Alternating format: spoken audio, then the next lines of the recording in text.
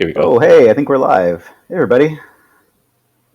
First things first, can you hear me and can you hear Sven? Sven, could you say something? Hi there. How is everybody? Yeah, so hopefully audio is working. Just waiting for... Yes, awesome. Audio is working great. We're good to go. This is super exciting. So, hey, I'm Juggler, also known as Michael Lefkowitz. Yeah, this is Sven, who everybody knows. He's sitting in front of himself. He's beside himself today. I can see. I refer to myself as Sudokupad Sven sometimes. Sudokupad Sven, yeah. And he's not in the upper left of the screen. I apologize for that. You know, that's normally where he is, but today is the bottom. But yeah, we're going to be doing some puzzle setting, which I'm super excited about. I mean, the SudokuCon folks approached me and said that Sven had mentioned to somebody that, you know, obviously he's made the software to solve the puzzles in, but doesn't set a lot of puzzles like for humans to solve. Is that right, Sven? Like that was sort of the motivation? That is an understatement. A lot is as in, I think the last SudokuCon was the first time I've tried setting a puzzle. Wow. And it was a 4x4, and I think I did only one. Awesome. So whereas I've set tons of puzzles, but I have never made software for Sudoku. Actually, I don't think that's true. I think in a computer science class once, ages ago, I might have done that, but not anything like Sudokupad. So we're going to be setting some puzzles together. I'm really excited about this. I was thinking we would set some 6x6s. So Sven volunteered to go first, just going in cold, right? And we'll kind of collaborate a bit. And then I'm going to set a puzzle on my end, and we'll collaborate about that and discuss that. And I think that's plenty of practice. So the third part will be that we'll simultaneously set puzzles for each other to solve without looking at them, and then compare notes at the end of that. And then hopefully we'll have time for a Q&A at the end. So and the test will not be if we can solve the puzzle. The test will be if you've taught me to set a decent puzzle. Yeah, the test will be if it's fun, right? And this is I have lots of thoughts about that, but we don't have a lot of time for philosophies yet. So hopefully I'll get to it in the discussion or while we're setting. So do you know how to create a new puzzle? It's in the upper left of Sudoku Maker. We're using Sudoku Maker, by the way. So before we get started, I just want to mention we're looking at Sudoku Maker, which is Sir Samix's beautiful app, sudokumaker.app. Wonderful app. And yeah, we've just preset it here, so I'm obviously looking at a 9x9. I hope after we set everything up for 9x9, the 6x6 will be in the same space. Otherwise, it's going to be chaos. Guide me. Where do I change from 9x9 to 6x6? There'll be a new button. It depends on the layout you're using, but there'll be File, New, or it'll just say New Puzzle. Yeah. Absolutely. Yeah, there you go. And then I can go 6x6. 6x6. Yep. And create. And if I click Create, Custom. Oh, yeah, we'll play with that later. I'm going to play with that one, actually, but... let me actually look this, because does this only go to 9x9? The preset ones under that Sudoku menu do. With custom, you can do anything, but these are the common flavors. So just, I'll make a few comments here and there, because in terms of software design philosophy, I like that. With Sudokupad, I've always been striving as well to have the defaults be sane and make sense for most people, and then have more advanced things hidden under a secondary menu. Yeah, absolutely. All right, we're just going to start here, and it looks okay.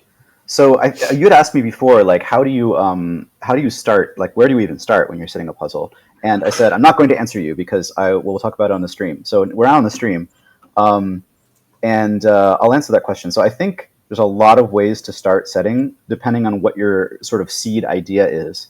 But if you don't have any idea, if you have like no idea going in, a really good approach is pick some constraints that you like, maybe 2 types of constraints, and try placing some so that they do something interesting. So you'll see like the elements in the top. There's a big plus button. I know you folks only see Sven's grid, but above it there's like a plus button, and you can add some constraints. So there's a huge... I see an add element button. Yeah, so I suspect there is a second way of arranging the user interface. No, I just have a different layout because my browser window is a different shape. But it's that one. So in fact, I'm gonna... Before you, let me just create a second browser window. I'm not going to put that on camera, just with a different layout, so when you say something, it makes sense to me. Okay, so you're like in mobile phone format layout type thing. Yeah, that's right. So there's a bunch of different like. All right, so if you're super narrow, it just becomes a plus. Okay, that's fair enough. So before we dive straight into the first constraint, I just want to say, so personally, I'm like not a super hard, complex logic solver. So like my rating on a Simon video is around 40 minutes, and anything below 40 minutes I usually can solve on my own. Anything above that I usually cannot. I also am a big fan of James Sinclair's artisanal puzzles, Definitely. so that set of constraints is very familiar to myself. So like 2 and 3 stars on Logic Masters is kind of what you're describing, I think. Yeah, so like I actually enjoy puzzles on the easier side. Yeah. So like I don't enjoy brute hard difficulty personally to solve, right? Yeah. So for setting, I'd like to aim at that. I'd like to aim at puzzles that I myself enjoy, but I would love to also tinker eventually with like puzzles that are hard, but only in the sense of exploring a specific logic path rather than hard because you need to know a lot and need to be a master at all the things. I will say one thing I think about that is like when I'm creating a puzzle, I actually don't worry about how difficult it will be. I first want to make it interesting. And sometimes at the end, it turns out to be an easy puzzle that's interesting. And I think, great, beginner level solvers will have fun. Sometimes it ends up being brutally hard and interesting. And then I'll think, great, advanced solvers will like this puzzle. But I don't really have a plan going in except to make it fun and interesting. And then sometimes it ends up not being interesting and then I scrap it and I never publish it. That's the third option, of course. But is it I don't know exactly how to frame this question, but basically I'm wondering if you're just setting willy-nilly and you end up with one or the other, is it easier to keep it whatever naturally it is, or is it easier / harder to make it easier or to make it harder? For example, when I said I've never set a puzzle before, I was testing another setting tool a couple months ago, and I just it had a solver built in, right? And I pressed the solve button and it suddenly said, a million solutions, and I drew some lines and suddenly it said, 10 solutions. I was like, wait a second, is this what setting means, right? And I said, oh, if I add a few arrows or whatever, it'll get to to one solution, which I did. And I ended up with a puzzle that I don't know is human solvable, right? Yeah, so it's that not happens really a lot. good. Yeah. So if you over rely on the computer, that definitely happens. But it had some interesting things where I said, oh, wait, like I can almost see a theme where I used, I used a lot of, what was it? I think it was, low, medium, high. I think they're called, what they're called when you have 1, 2, 3, 4, 5, 6. Yeah, and entropic lines, yeah. Entropic lines, right? And they kind of, between entropic lines and arrows, where naturally the circle has a higher digit than the arrow line, you could sort of shepherd high and low digits into certain areas, right? And I thought, oh, there's a sort of quasi-theme there. And I felt like, okay, with somebody who knows what they're doing, you could probably take that puzzle and turn it into a hard puzzle by saying, okay, we have a very specific thing, or potentially a very easy puzzle because it's obvious to an experienced setter. I like that comment because it's like you discovered something interesting by just sort of throwing clues around. You discovered an interesting interaction. Exactly. But for me, the next step would be delete everything, start over, focusing on that that one interesting thing you found, right, and then go from there. Let's try it. So let's pick some constraints and dive in. So the constraints I'd like to pick, I probably would be something like arrows and killer cages, just because I'm very familiar with them and I use them a lot in simple test puzzles. I will say there are certain combinations of constraints that can never work. This is just an interesting side note. Let's say your constraints you'd picked. So the ones you picked are great. Let's say you'd picked Kropke dots, white Kropke dots, specifically white Kropke dots, and Renbon lines. No matter how many clues you put in the grid, there will always be two solutions. Because the Kropke dots themselves are just short Renbon lines, right? True, but even if you picked, let's say, V clues and what would be another one, like V clues and palindrome lines, you also would never get a solution. And the way to think about that is you could always switch 1 and 4 and the V's will still be happy. And you can always switch 2 and 3 and the V's will be happy. You can also take all the 2s and 3s and switch them with the 1s and 4s and the V's will be happy. And none of this will affect the palindrome line. So you'll have 8 solutions to any puzzle. All right. So as a software developer and creator of Sudokupad, that obviously makes me wonder, is there a mathematical, because I think you have a mathematical background, right? So is there a mathematical reason / proof, or is this just a logical? Yes, there's isomorphisms between different solutions where they're symmetric, right? Where you can do a transformation and always get from a valid grid to a valid grid. But before diving into that, so I don't want to dive into that too much, but just for folks that are starting to set, if you just have white Kropkes, you'll never be able to finish the puzzle, right? Unless you have a given digit or a black Kropke or something like that. But Sven has chosen arrows and killer cages. Maybe you can add those to your set of elements. So how does this work? So what I select here kind of goes on my toolbar. Is that what it does? Yeah. So those are sort of I like the that. elements. So you're building your own toolbar. Ooh, Yeah, okay. it's really handy. Okay, because like I said, I've never used Sudoku Maker to make a puzzle, so this is really, it's not just educational in terms of I need to make a puzzle and learn more about puzzles, but it's also, so this is something for the audience, right? Yes, I want to learn to set puzzles for the joy of setting puzzles, but there's a deeper, darker reason for that, because obviously I interact with other software, right? So data generated by Sudoku Maker or by FPuzzles or by various other tools needs to get into Sudokupad. Absolutely. And there needs to be a certain agreement between the tools. And the agreements currently are a bit loose, but they still need to exist. And the different tools need to interact and understand what's going on. Yep. So knowing what happens in the tool and how it operates helps me potentially to understand why, for example, Sir Semic has often said, oh, could we do this? And I'm like, that doesn't make sense for my internal software structure. Yeah. But when I know how he sets, how Sudoku Maker works, it'll help me to better understand why he would want to do a certain thing a certain way. And on top of that, his tool is more recent than Sudokupad. So when I started working on Sudokupad 5 years ago, there were much fewer tools around, and the tools at the time were more, they were built more sort of for the fun of it, right? Rather than like with an existing big community to serve. So there's a lot of learning and understanding that has happened since then. And even Sudokupad could benefit from, maybe having some internal refreshes and say, oh, this should work in a different way. So I'm very happy to see this. And yeah, definitely. It's high time for me to learn how Sudoku Maker works. I think when because I like to set weird and crazy puzzles, so I think in about 15 minutes, we'll have some more to talk about on exactly that point, because I'm hoping to do something a little crazy. And there'll be some interesting implementation details. As we start looking at these two constraints, is there one where you'd say, okay, you're better off starting with that than the other? Or is one of them better suited for like the final steps for disambiguation? And so what I suggest doing is, rather than creating, so if we want to set in a really easy puzzle, we could put a 3-cell killer cage that sums to, let's say, 6, right? And right, so that will be those are almost like given digits. It's almost because like that. There aren't a lot of options for those. Yeah, it doesn't quite give us any digits, but it gives us some very solid pencil marks. But what I really like to do instead, you've picked 2 constraints here, right? Killer cages and a summation arrow. And what would be nice is to put one of each in some way that that interacts. So that breaks that symmetry of 1, 2, 3 being in any of those cage cells, I guess. Yeah, like what about if we could do we were setting an approachable puzzle, right? We can make a 1-star puzzle. What if you do a 1, 2, 3 cage in some row or column or box? Like the cage stays inside a box, or it stays inside a row or a column. So before we start though, because a 1, 2, 3 cage seems over simple in a 6x6, right? That's true. It is especially a 1, 2, 3, 6 cage. We could do a 7 cage is 1, 2, 4. Obviously you would want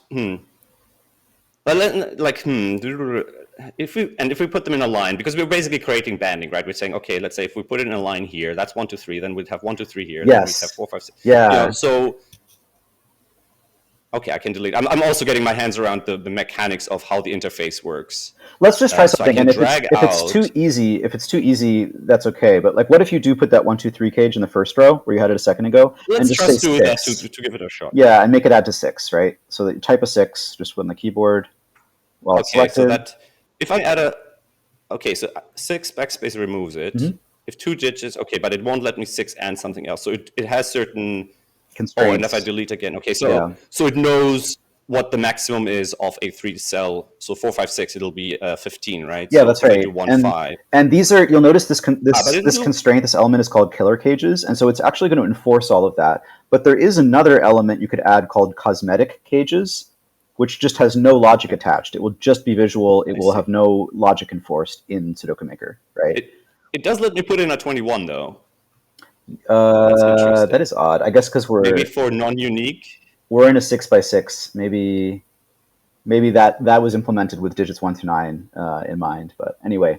But then it could go to 24. It doesn't let me do 22. Anyways, that's an interesting quirk. But you see, it makes me wonder what happens under the bonnet, and maybe I'll talk to Sir Semic and find out. Yeah, for sure. But let's set the puzzle. So what cage would you like to put there? Almost anything would work. But you mentioned something about roping that I'd like to use that. Well, you said we should set one of each first, right? So we'll have a cage and an arrow that interacts, right? Yeah.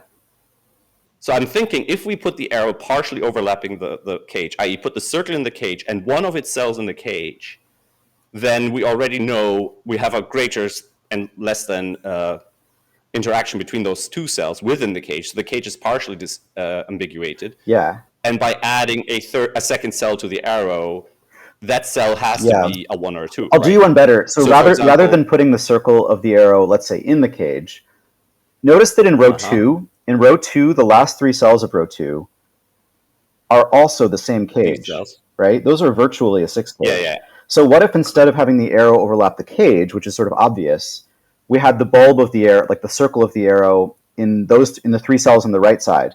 Like, let's say we put a circle on the right side. So you mean something like this, or that would be impossible, right? So it'd have to be something like that. Well, instead of having it overlap the cage, maybe we could have it point like diagonally down to the right, or something like that. So it starts there. You mean like that? Or to the left, yeah, like that, yeah, exactly. Okay, so it means, well, okay, but that means this is a 3. Precisely, it's a given. But it's not a given. It's not a given. It's only a given if people have thought about the 6 cage and the roping. That's the thing.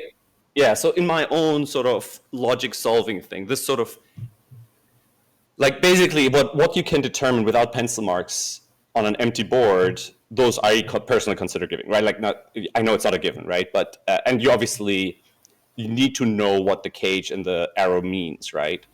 Yeah, but it is a deduction. It is a deduction because those 1, 2, 3, those are pencil marks, right? So I think the solver, we're thinking about a 1-star solver. I think this puzzle, as we're setting it, this puzzle is like a gas level puzzle, which is fine. Like, there's lots of people getting started who like these puzzles. I'm just thinking because I like 1 second. I feel like I'm making multiple, because I like the idea by having, like, if I did this, for example, right? This would be also a 3. Because we know the largest digit in that in those cells is a 3, because it's 1, 2, 3, and then these would have to be 1, 2. So it will give us a second 3 up here, which again also would be a very simple deduction. While doing something like that isn't possible, actually. Okay, that's interesting, because because to get a 3 arrow we need 1, 2, and the 1, 2 is also in the 6 cage. So this isn't possible, and maybe we can play with that idea. The fact that this isn't possible means there's something that is possible. So for example, this would give us a 1, 3 making a 4, right? Or a 5 with a 2, 3. Or a 6, not a 6 actually. Yeah, it's 4 or 5. There's still 2 options. I'd like to have some ambiguity at least. You see what I mean? Yeah, I mean, it depends on who you're setting for, right? So there's some puzzles where there's a lot of center marks for a long time, and personally, if I'm setting an easy level puzzle, it's actually nice to get big digits. Like, you're thinking like big digits are bad, but I'm thinking like, if you get a big digit by thinking about something, it's actually a burst of dopamine. It's like, yes, I got a big digit. Whereas if you type 3 different options, it's like, slogging through mud. All right, so when you say big digits, you mean basically to have a filled digit, yeah, right? To have a deduction, early win. A filled digit. It's like a win. Yeah, early win. All right. Yeah. All right, but it's up to you. It's your puzzle. Either way would work, because we're going to add more clues, right? No, I mean, it will work in the end. So obviously we're not setting up, because I think part of me is also thinking about the puzzle I would want to play. While this deduction, it would be too easy for me. Like, it's one level below what I'd like to see. But we can maybe crank it up. Maybe it's just the first step, right? Because sometimes the hardest deduction is the first one and the rest of the puzzle is easy. But sometimes it's nice to, like you said, it's nice to get that dopamine, get a few digits in, and then you hit that turning point. Oh, yeah, exactly. Or what if the next... So actually, if you could hit solve, there's a play, two right arrows button. There's a brain with 2 right arrows, right? Okay. And the icon to the left of that will do a single logical step. That one will do all possible logical steps. So this is the logical solver. Not the depth first search, find every solution solver, but the actual, like, it has a list of human-like logical steps, like, it takes. So this is how far you can get with logical steps. You can see we've got the 3. Yeah, which is the 3 that we anticipated, absolutely. Right? So I actually like to do that. So if you hit that button and keep those candidates there, it can help us a little bit to think about placing the next clue. Because, for example, look at row 3. So those row 3, column 4, for example, is very constrained now. Yeah, that's interesting now. And it wasn't before. So that might be a good place to think about, having some kind of clue involving that, because if we put a clue there at the beginning of the puzzle, it won't do very much. But now it will I'm do thinking something. now, if we use the fact that we're pushing the big digits around because we're taking up a lot of the small digits with the arrow, we can, and by big digits I mean not visually big, but larger numbers, 4, 5, 6s, by making a relatively small value killer cage, for example here, we can massively limit something, right? Now that might be relatively easy, but it's a more sophisticated deduction, I feel, right? Nice. Especially if it's not a minimal cage. Yeah. So for example, if we give it at least 2 to 3 degrees of freedom, right? So for example, the lowest here is 1, 3, and 4, which is an 8. So if we say, I guess, a minimum of 10 as I the have a thought. Can I make a suggestion? Can you move that cage Sure. down and to the left, keeping it the same shape, just like an L that goes down and then left, or sorry, down and then right. I'm looking at a mirrored view. So like this?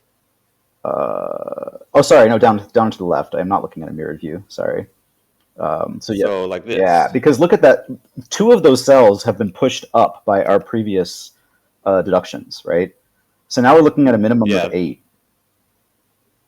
Like the other one, yeah, okay, but it's more interesting because it's not like hugging the 3, I guess. So now if we made it, we'd get 3. We get tons of digits, right? But if you made it a bit higher, we'd get some optionality. So it's kind of up to you. Yeah. Well, let's see what it'll look like as a 9. I have to get used to it. For example, that if you have a 2-digit sum, pressing backspace 3 times will get rid of the cage. So you have to be careful. Like if it's a 2-digit sum, yeah, that's true. Pressing backspace twice. So that's something that's a bit quirky, actually. Well, it's because a lot of these clues don't have a type something interface, and so hitting backspace to read them is very sensible. But so that gives us a 3, and I'm not sure if I like that. I'm wondering if we can change that or avoid that. What if we enlarge the cage like that? Well, first of all, go back a bit because your 3 is this will work, sure. If I do this, it's already broken, right? So, well, obviously because a 4-cell cage has a minimum of 10. That's right. A 4-cell cage is difficult in a 6x6 because we don't get a lot of degrees of freedom. If we don't have degrees of freedom, it gives us 2 digits. If we make it an 11, it gives us already nothing? No, okay, it still gives us 2. So a 4-cell cage is a no-no, I guess. We could use a summation arrow. So if you wanted to do it, what we could do is put that cell, row 3, column 4, on some kind of arrow. Like the arrow would start somewhere else and go through it, and that would be very forcing because... So, for example, something like that? No, the other way around. So an arrow that goes through row 3, column 4, not starting from row 3, column 4. Okay, because it's a high digit, right? Yeah, so we're putting a high digit on an arrow. That always does a lot of work.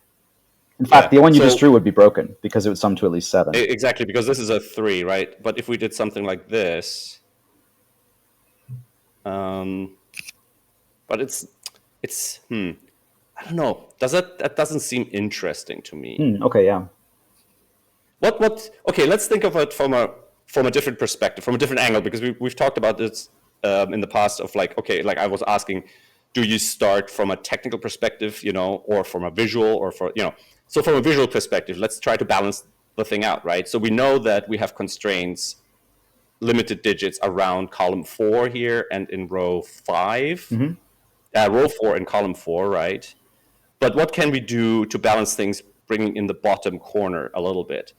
I mean, like an arrow like this would have an interaction, right? Well, that one's impossible. Impossible. Yeah. Exactly. Can we make that more interesting somehow? That's not interesting enough. So it's because these cells are.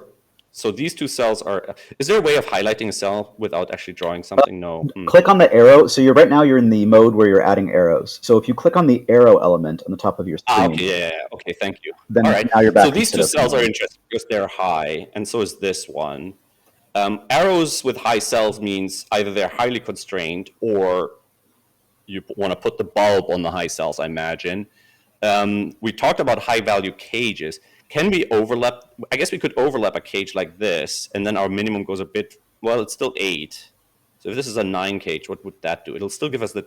I mean, it kind of forces a 3 there. Maybe that's okay. Maybe we'll leave the second 3 deduction here. Palfly is saying in chat that he actually likes this deduction with the 9 cage giving the 3 because it's not immediately obvious. Like let's take it from a human perspective, right? So don't use the computer solver. Let's just try solving what we've got now. So there's the 1, 2, 3 in the 6 cage, right?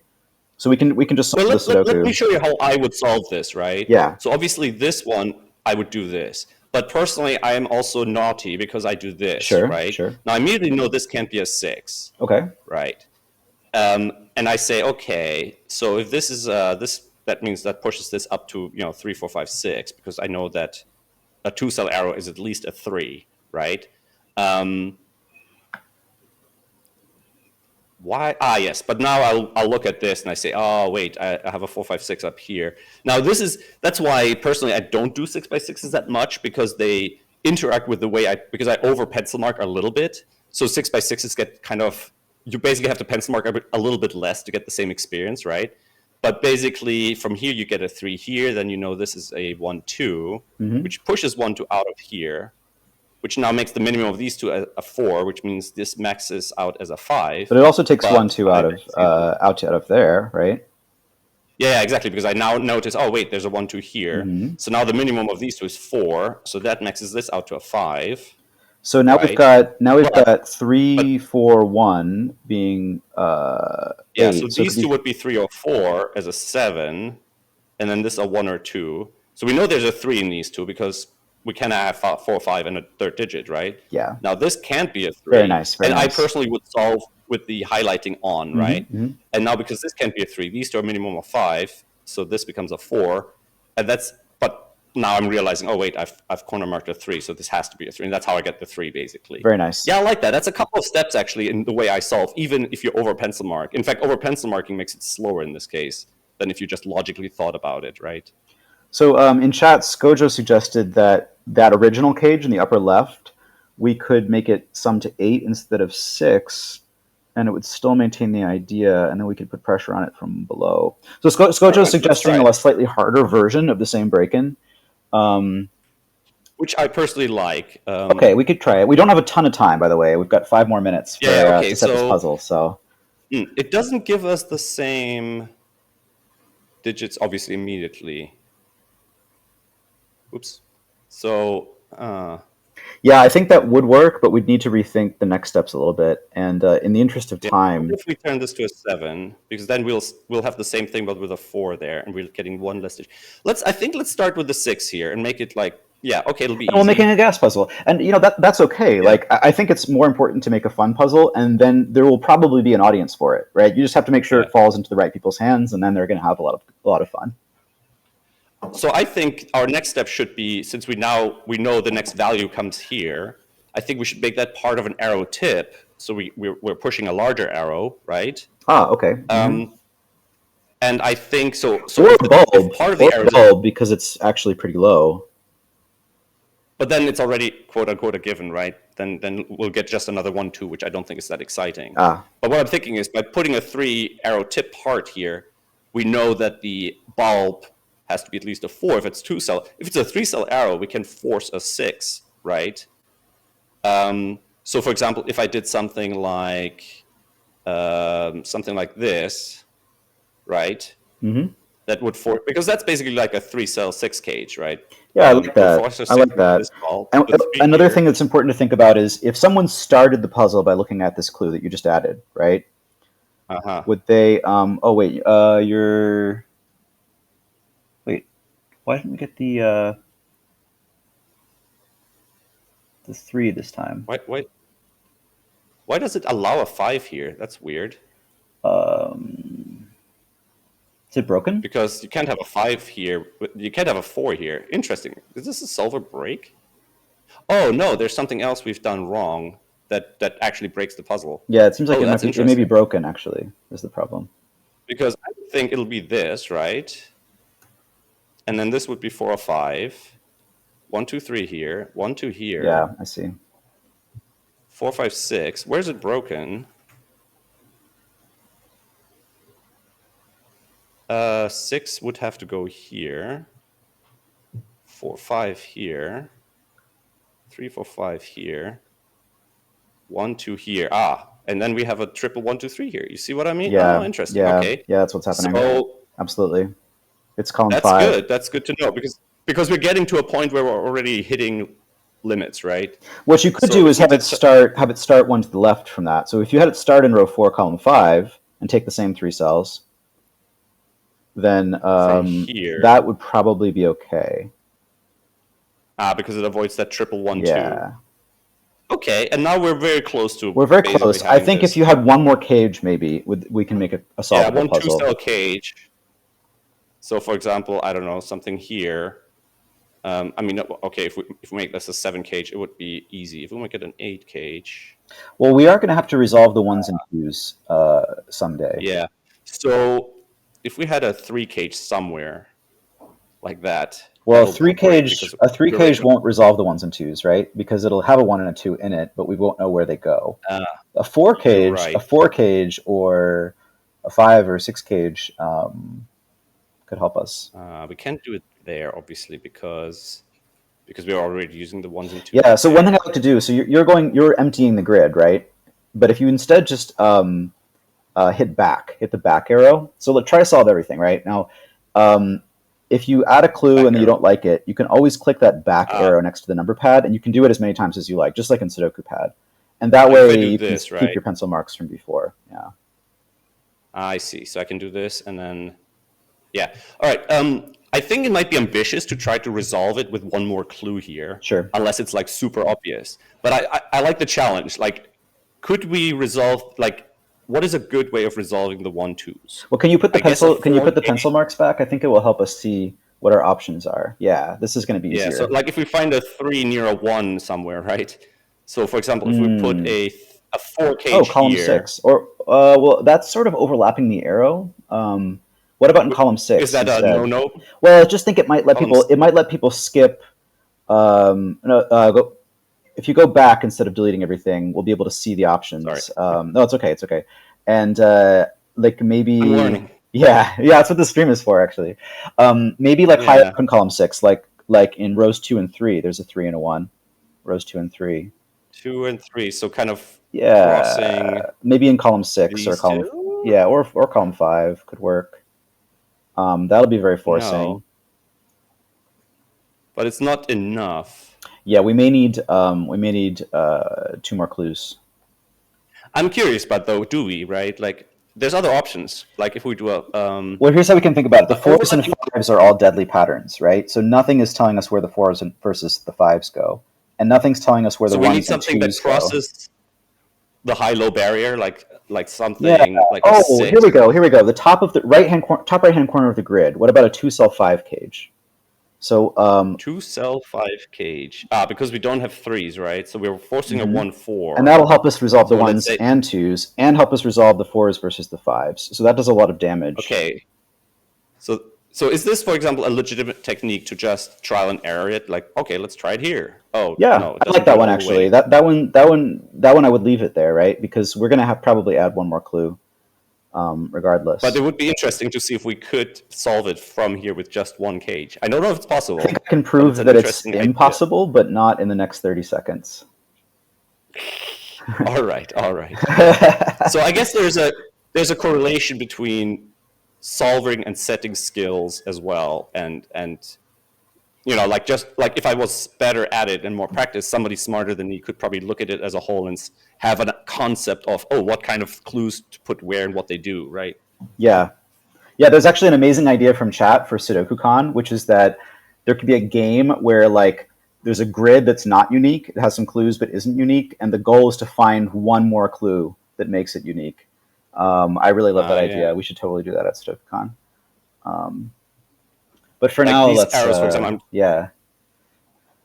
Ooh, so close. That's pretty good. Yeah, and you could put one more. Yeah, I like that arrow actually.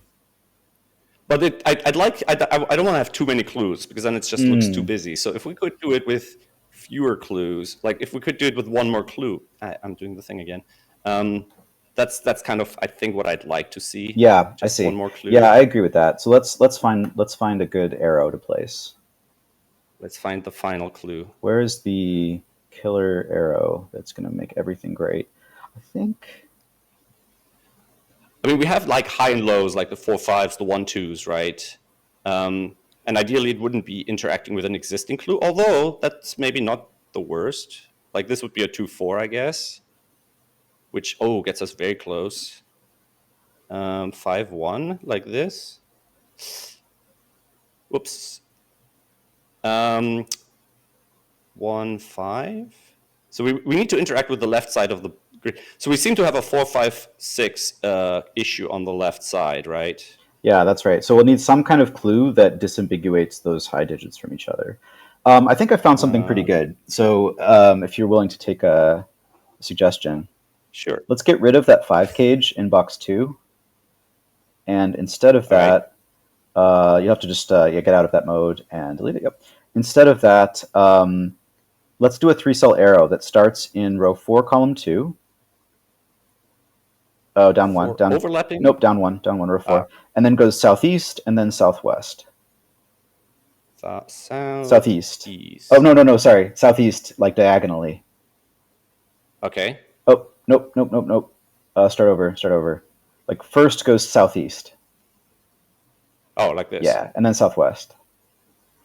Southwest. Because you see how that one we're starting with is either 4 or 5, right? And it's got a 4, 5, or 6 on it. It just gives us a lot of digits.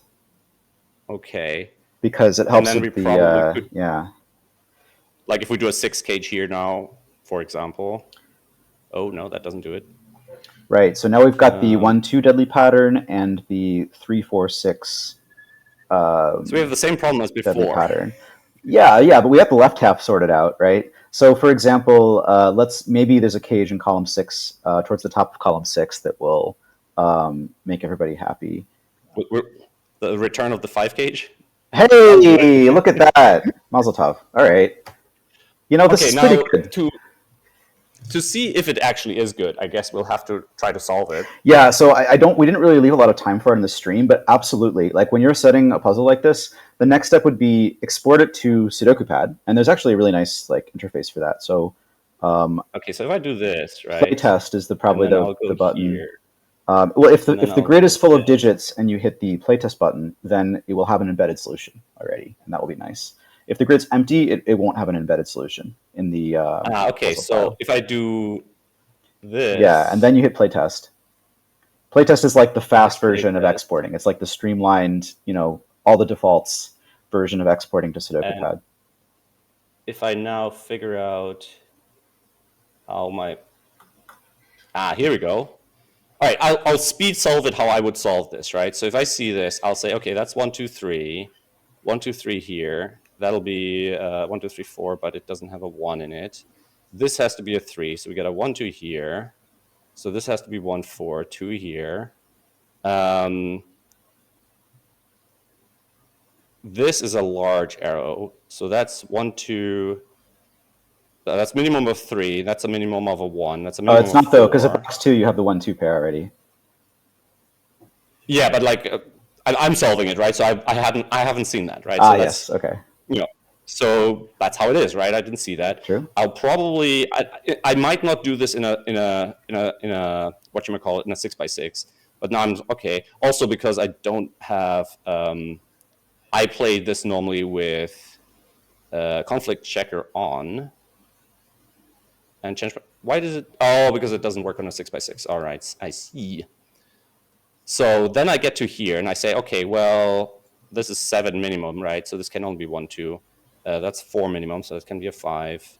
That's a this 2 is 5 minimum, so that can be a 4 at best, right? This is a 3 minimum, so with a 3 here, that becomes that becomes a 6 here, and we got a 1, 2 here. That gets us a 5, 6, the 3, 1, 2.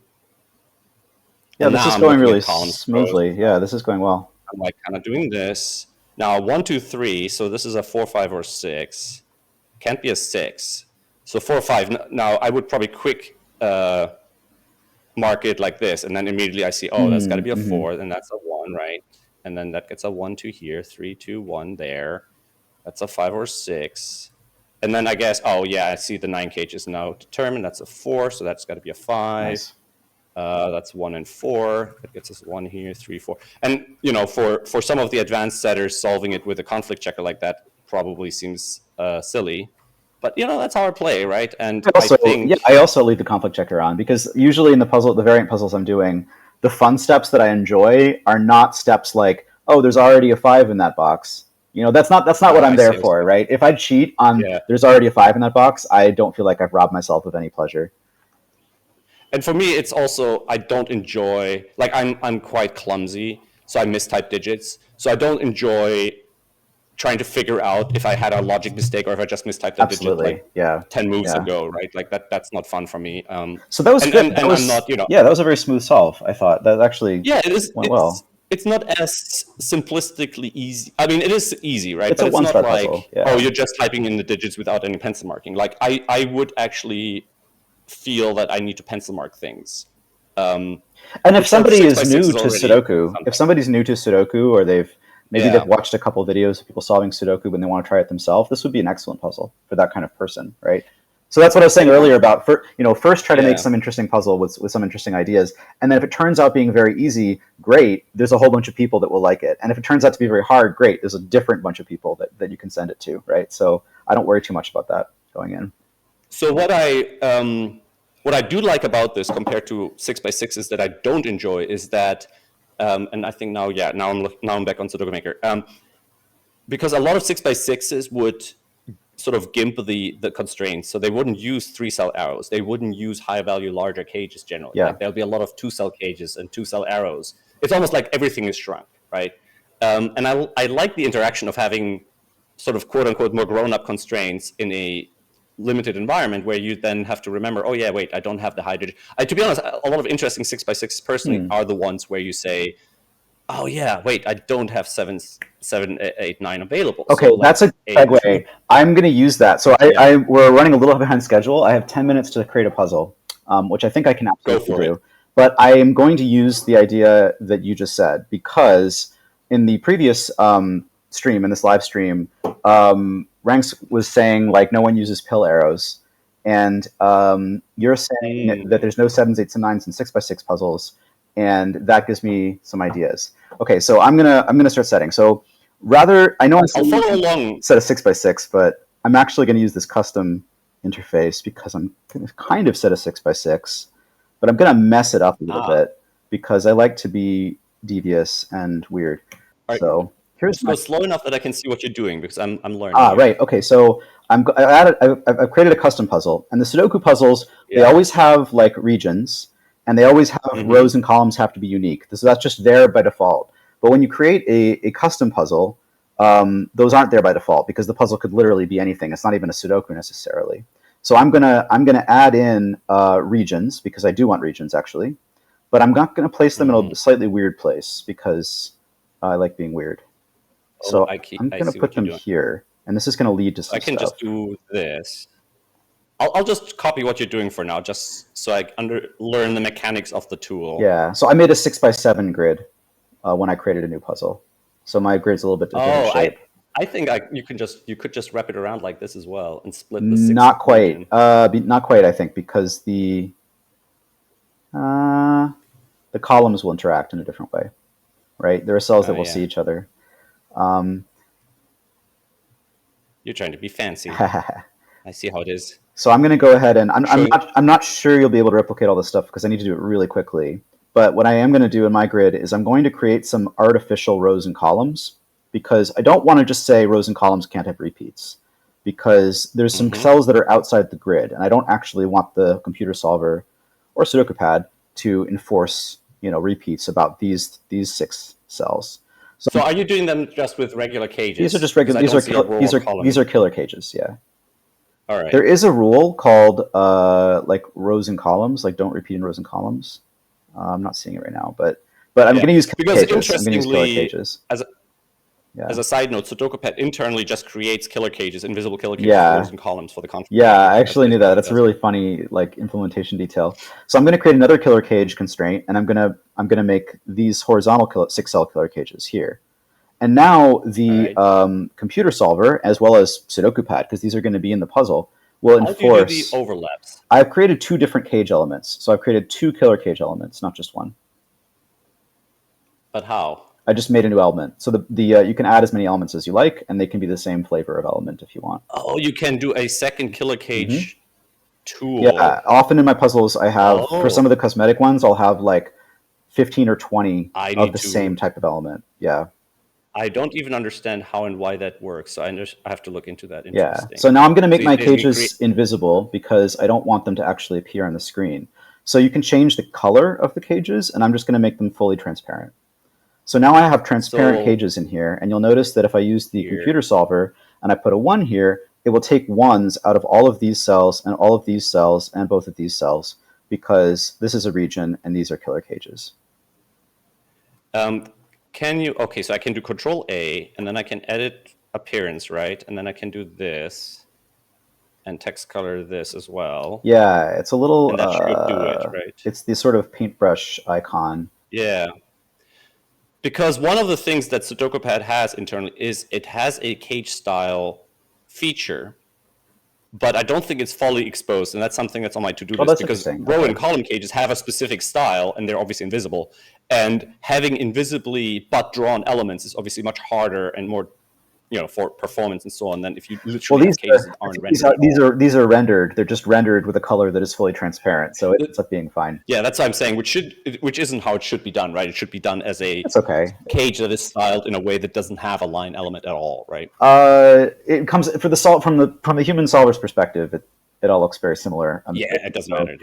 Anyway, so I've kind of got my base grid. I'm actually going to do something a little weird. I'm going to put givens in these nonsense like cells outside the grid. I'll take them out later, but I'm putting it there because I want to be able to use the computer solver, and the computer solver is going to think way too hard about what to put in these guys if I don't put some givens. So I'll take them out later, right? The other thing I'm going to do is I don't want these lines to be visible, and this is a bit of a hack, and we can talk more about other ways that I might do this if I have more time. But what I'm going to do is I'm going to draw some white lines over the grid lines out here. This is the hacky way of doing it. So I'll put some white lines, not invisible lines, but white lines over there. And which feature do you use for that? Yeah, so that one is cosmetic lines. So these are just lines that that are not enforced. I understand how people do these things. And I'm also going to make one more cosmetic lines element, because I have these little white, ticks where my white lines have gone over the dark lines of the regions. And so I don't like how that looks. So I'm going to put in a black line that's going to basically just like be in the same place as the region lines, but be in the above grid layer, because I need something that's over my white lines, and my white lines need to be above the grid. So now I need black lines that are above the white lines to make my grid border look reasonable again. I think this is probably one of the most requested features, is to have a native way of hiding grid lines natively. Yeah. That's definitely high on my to-do list, because I think it enables a lot of features, and there's a lot of white line stuff happening. Yeah, there is another way to do it, right? There's this URL parameter. There's a setting, no grid. But I don't consider that part of the puzzle data, sort of, so that's hacky. Exactly, it's not part of the puzzle data. So I have 5 minutes to actually set a puzzle now. But a few things happened. Pill arrows were mentioned, which are just arrows. And the other thing was, you said that 7s, 8s, and 9s don't exist, which is really a cool feature of these grids. And then also, I've made this weird grid. Okay, what's weird about this grid? Let's color. Let's say that these cells, I don't know what numbers they are, what digits they are, but they're 3 digits.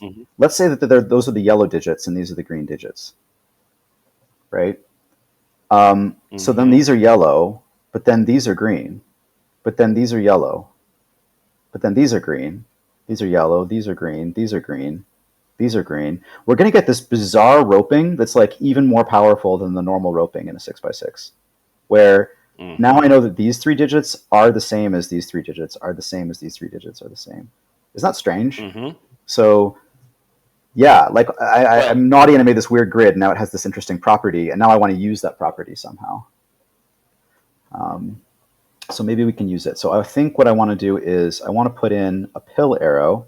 So I'm going to draw my arrow, and then I'm going to hit this edit bulbs button, that's a long one. and it's a long one, but it's going to be 2 digits. Oh, I see. Because I was going to say that you could chain the arrows, right? You could have the pills, because you have a high-low thing, right? So you could have the arrow in a low region, then the pill in a high region. But then if you make that pill part of another arrow, now you could really push. Oh, that's true. So we could have them overlapping, like an arrow going through the.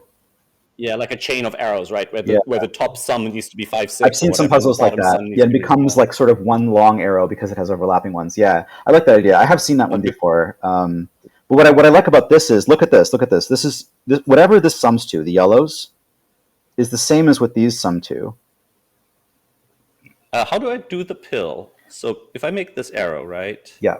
So then how do I enlarge the pill? Click Edit Bulbs on the. I see. Yeah. Okay, and then I can just drag it. Oh, sweet. Okay. So rather than, I'm going to hit the computer solver solve button in a second. I've got 3 minutes left to finish this puzzle. But what's cool about this is, like, here's a deduction that I think is interesting. Sweating. Yeah, right. That I think is interesting. These yellows are an even because this sums to x and this also sums to x. So this sums to 2x, which means this is not 1, 3, or 5. Similarly, I can do some minimaxing, and the maximum this could be, even just not even thinking about Sudoku, is like 4, 5, 6, which is 15, plus 15 is 30. But 30 is no good because we don't have 0. So this is a 1 or a 2. So already I've got, this is a 1 or a 2, and this is a 2, 4, or 6. Now, I suspect more than one of those options is going to work, but some of them are probably broken because actually it might be very hard to make this a 2. And the reason for that is, if I make this a 2, then yellow contains a 2, and that's going to drag the sum down, which is bad if I make it the 2 in the tens place. So if that's a 2, right? I'm just curious. I'm gonna cheat. I'm gonna use the solver because I don't have a lot of time. If that's a 2, there are no solutions. That's amazing. Okay, let me just prove that to myself so that it's not just like brute force solver. If it's a 2, it's either 24 or 26.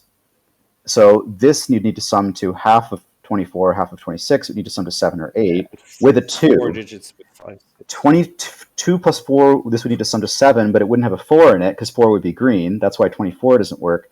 26 would need to sum to 13 with a 2 in it, which would be 2 plus 5 plus 6, but 6 would be green. Okay, that's a little case checky, but I'll take it. So now this is a 1. So this needs to sum to 6, 7, or 8. If it's a 2 there, this isn't summing to 6. Wait, this might be broken. Is this broken? No, it's not broken. Excellent. One of these must work. So it's not a 2. If it's a 14, this sums to 7 with a 1, which doesn't work because it would need a 4. If it's 6, this sums to 8 with a 1, and actually there's 2 different ways of doing it, so we're good. So we get 2 digits. Why is my camera so blurry? Oh, you're having some frame rate or like bit. No, it's fine on my end. It's fine in the Twitch sources. I don't know what's going on there. That is horrible. Is that on the streaming machine a problem? That is awful. Hopefully it's just an internet connection. But it's between Twitch and Twitch, which is kind of odd. Yeah, on the live stream you are quite blurry, both your camera and your. Yeah. Can you check if the Twitch source is forced to a certain quality?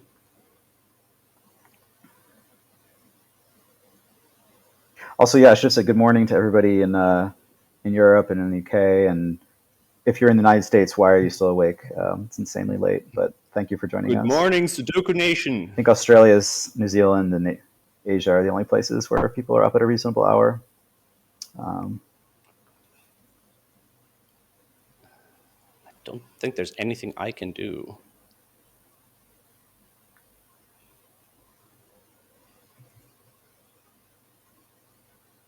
All right, well, I'm going to keep setting to keep folks entertained while Sven works out technical difficulties.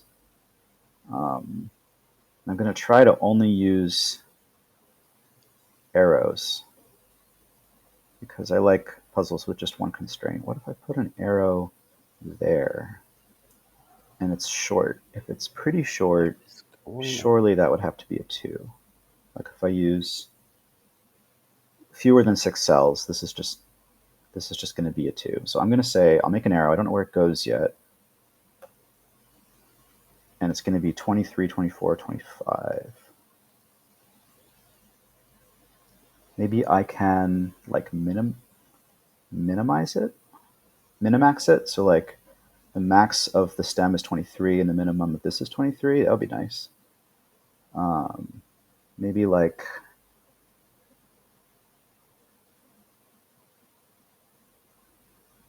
that could be 6.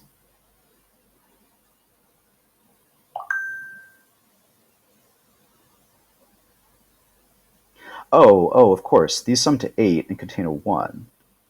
Right, so none of these have 5, right? Yeah, that's going to help us a lot. So this actually would be 3, 4 maximum. And then we could add like 6, 4. 3, 4. 6, 4 would be 10. Another 6, 4 would be 10. And a 3. Yeah, that's beautiful. Okay, so that worked better than I thought. All right, so I'm going to put a arrow here, and I think this is going to be min-maxed. I think this is going to be min of 23, and if I've done my math right, this is a maximum of 23. So let me try solving that. It's true. Beautiful. So I'm mostly done with just two pill arrows. And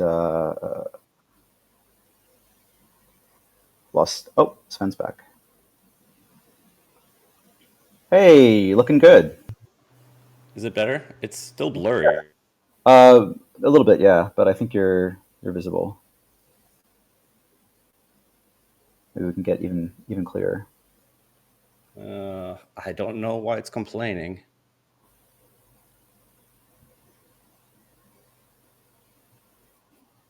Yeah, but it's still pretty bad. Why? It's only with Twitch. I've now had this problem with YouTube. Sorry, guys. No worries.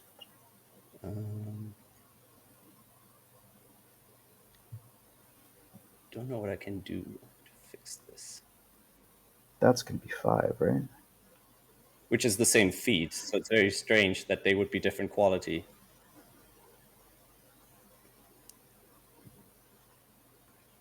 Yeah, because I'm sending one video feed to you guys. So the fact that one is different from the other might be something. Maybe you can reset the sources in OBS.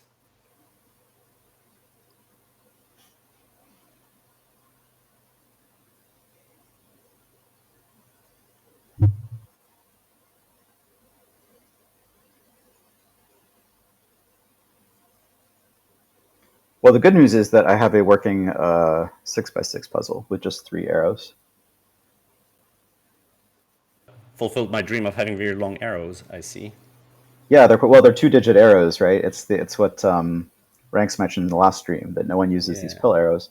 And it's also helpful that there's no 7s, 8s, and 9s in the universe, which is the point you made earlier. So I'm pretty happy with this puzzle. So the proof of the pudding is now in the tasting, right? It's like, what does it feel like to solve it? Yeah, so I can maybe speed solve it really quick. We're a bit behind schedule because of technical difficulties, but I'll try speed solving this myself like you did earlier. I think that's a good idea. And just gotta catch up with your setting here on my own. So then edit bulb. So you didn't use the step-by-step solve button, right? And then you had. I did, yeah. Well, I did, but it didn't find some of the deductions. There were some deductions where I added them manually. I removed pencil marks manually. Oh, I see. So it doesn't actually solve it. Well, the coloring thing that I used, where I figured out that like it's an even total, that's obviously not something that's built into the computer solver, right? It's sort of a weird original deduction that's sort of unique to this. Not unique, but it's like it's an interesting and novel type of deduction. So it's not something that would have been programmed in. Right. The brute force solver will absolutely find it, right? But the step-by-step logical solver will not. Placing 3 in row 3, column 2 causes a contradiction. It's not possible to satisfy equal sums for the arrows at row 3, column 2. But that means no logic. Remove 3 from 3 to. Okay, no, that's okay. So that's it. Gives me one step that it has done, and then it says no. Okay, because I thought it found like a actual contradiction, but no, it just says It made one It's saying elimination. if it guesses a specific digit for a specific cell, it leads to a contradiction. Therefore, it can remove the center mark. Yeah, it's sort of a depth first search of depth one. Like there is like a depth one brute force step in the logical solver, right? Just check if this works and only go depth one is considered fair, even though it's supposed to be a logical solver. So I will speed solve this. I'm going to assume people get the coloring deduction, right? That these two are the same cells. In fact, you don't even need to color the whole grid for that, but I'll do it. So you can fairly easily figure out that these are all the same. I'll make them yellow. This is now even. This is 1 or 2 because it can't be bigger than 30. Your view is a little shifted. Sorry? Your window is a little shifted. It's off center, so people can't see what you're solving. Oh, that's not good. Okay, let me fix that really quick. I'm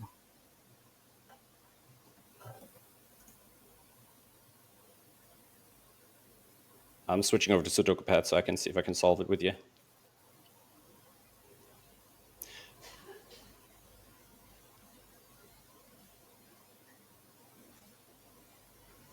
Oh, I think Juggler is getting reset as well. And so I should be back. I should be back, right? Everything got reset. Oh, I'm not back. The host disabled my camera. And I'm back, and I'm still... I don't understand how the same image can have 2 different qualities. Okay, this is fine now, right? Yeah, I saw this happening at the start of the stream as well. The sources got desynchronized somehow.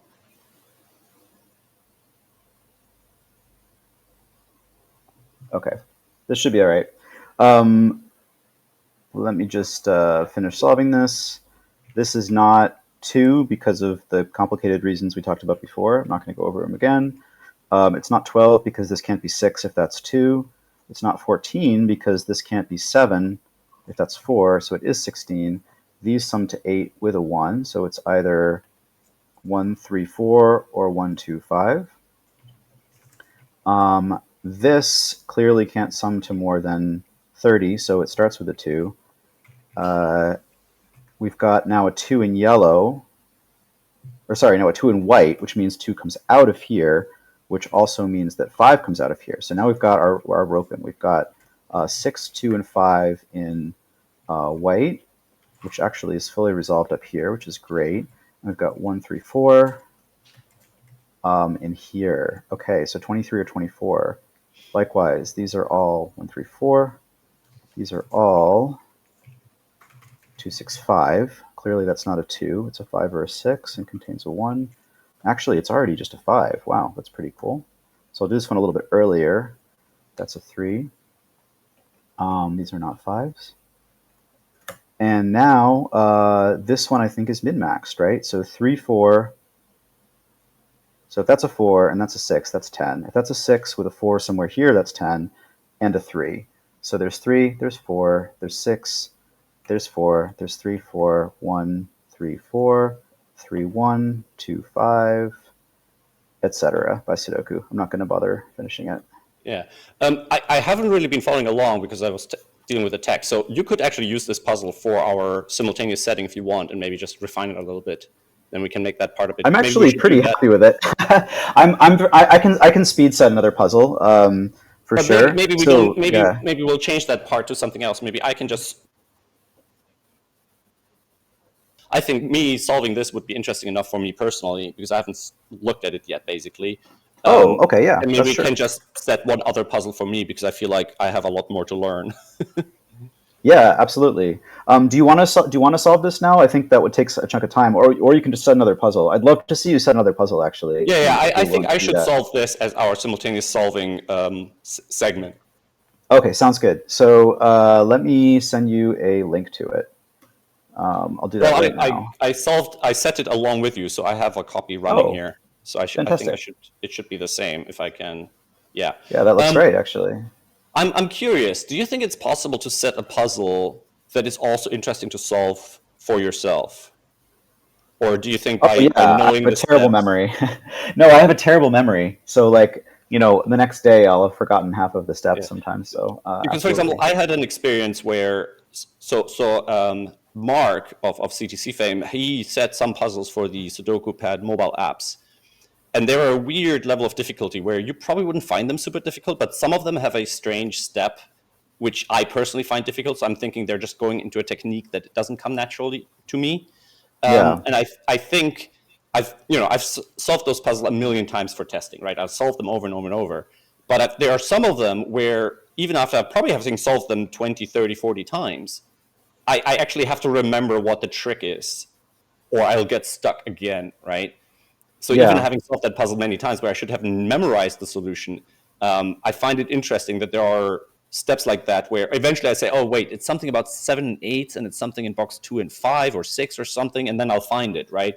But other than that, finding it like the deduction from scratch, it's a deduction that's sort of beyond my setter skill set, right? Yeah, absolutely. I mean, like if it's like, there's a jellyfish on 7s and 3s, I think even if I was able to find it, I wouldn't remember it a week later. But I tend to really like, so for example, this grid, right, that you're looking at now, it's got this like staircase thing going on. And I realize, like, obviously you're spoiled on this puzzle, but it has this weird set thing roping thing, right? And that's hard to forget. I think if I solved a puzzle like this, and then saw another one a week later, I'd be like, oh, yeah. There's a weird roping thing. I think I'd see it pretty quickly again.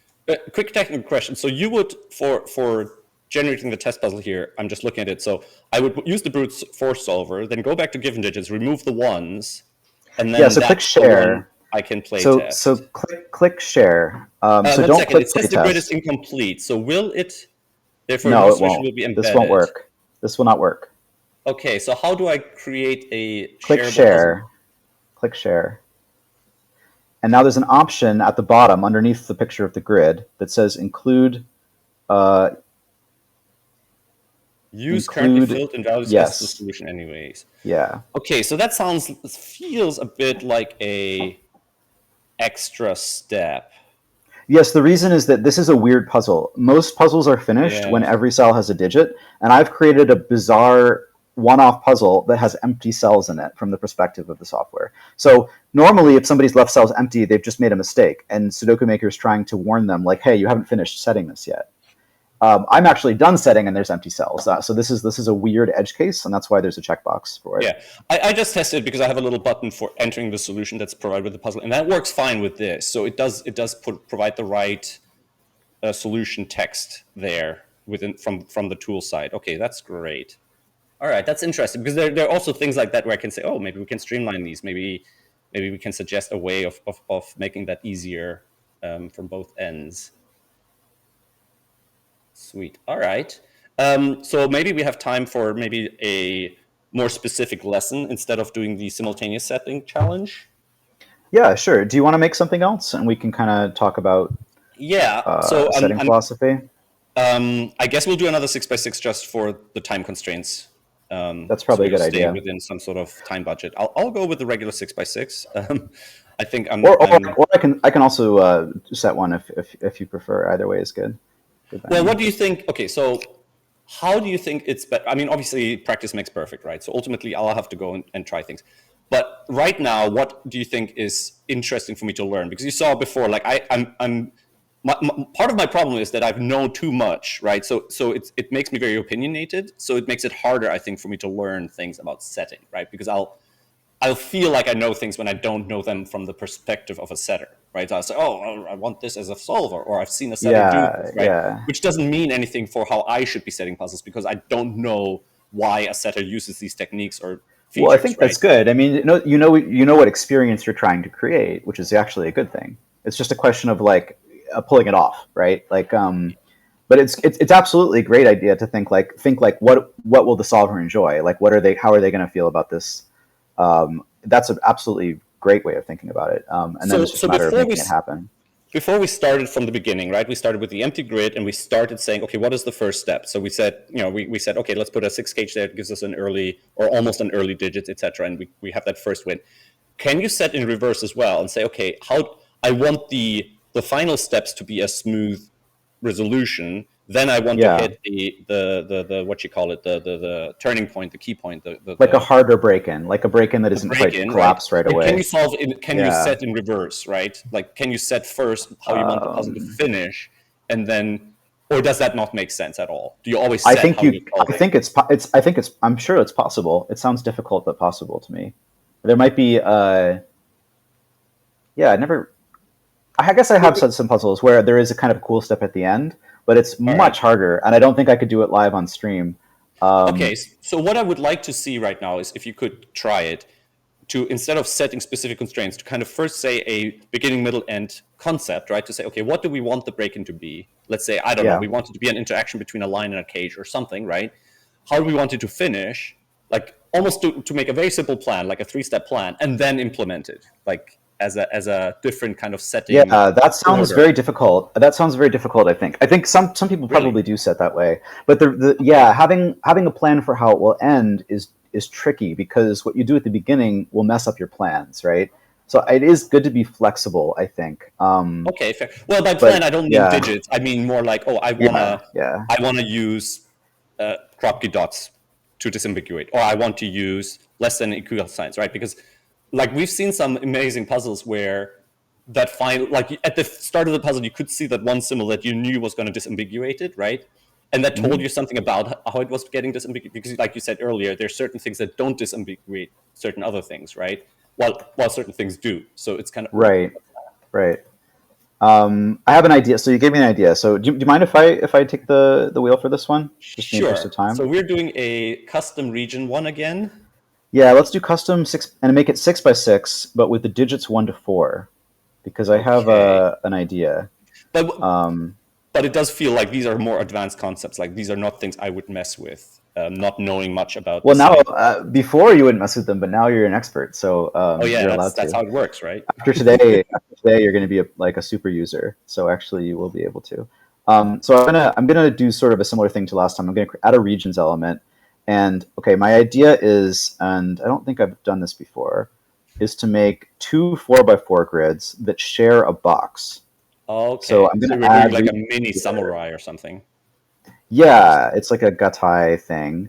And I'm going to do my same trick with the killer cages so that we enforce like rows and columns, but it's going to be a little bit of, I'm going to need a lot of killer cage elements because one of them is going to be the rows of this puzzle, Fair enough. and then I'm going to make them invisible. And then I'm going to add another killer cage element and make it the columns of the same puzzle, and then make that invisible. So we'll end up with 4 of them, actually, because the thing is they're overlapping, right? So that's why I need Yeah, a bunch of elements here. But it's I'm going to go interesting ahead that and they're add invisible those.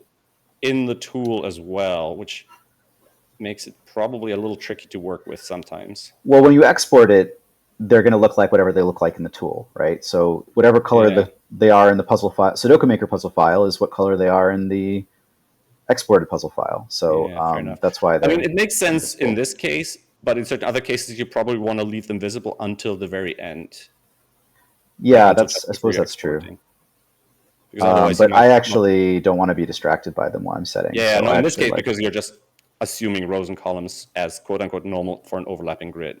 Mhm. All right. Okay, so now I've got that. I'm going to do my same hack with the givens, just because so I can use the computer solver a little more quickly. And Do you know what the then, reason for that is, or yeah, is that something you figured out with trial and error? these givens. Yeah. So let's say I want to find out how many solutions are left, right? If I Hmm. don't put digits here, I'm just going to end up with 6 times 6 times 6 times 6 times 6 times 6 times 6 times 6 times the number of solutions. And the brute force solver is going to be very slow. Okay. It would be interesting to kind of force a blank as a solution element, but I guess that's what you're doing with a one. You're just forcing a one in something that doesn't interact This with the other just means digits. that, yeah, the computer solver won't worry about those cells. And then Yeah, I'll fair enough. remove them later. But okay, so the reason I've set up the grid like this is I had an idea for a break-in that doesn't just fall apart, which is what one of the things we were talking about. And here was my idea: if you had a box, What if you kind had a of 4 by 4 box with crop key dots like what this. element are you using now? Crop kicks. All right. Oh yeah, so I've added white difference dots. I've added difference All right. dots, aka Always let me know crockies. what tool you're using so I can follow Oh, along. sorry, yeah, absolutely. So I've just All typed right. for, if you search for Yeah. dots, No, I got it. So you're yeah, putting dots here and here like that. Okay. Yeah. So in a 4x4, this is actually already pretty constrained. Mm-hmm. This one in the middle is 2 or 3 because it's in the middle of a 3-cell. Yeah. So these would thermo, be 1 to basically. 4. This would be that, and then this would But be then 1 4. That's a 1-4 precisely. Now that's all well and good, but how can I'm thinking with this grid shape? I had this idea. So these two are the same as these two. If you see what I mean. Let me get my head around that. This one blocks out these. They go here, but these block out these and go here. Yeah, okay, fair enough. Yes, you're right. So that's kind of interesting, odd. right? Yeah, that's odd.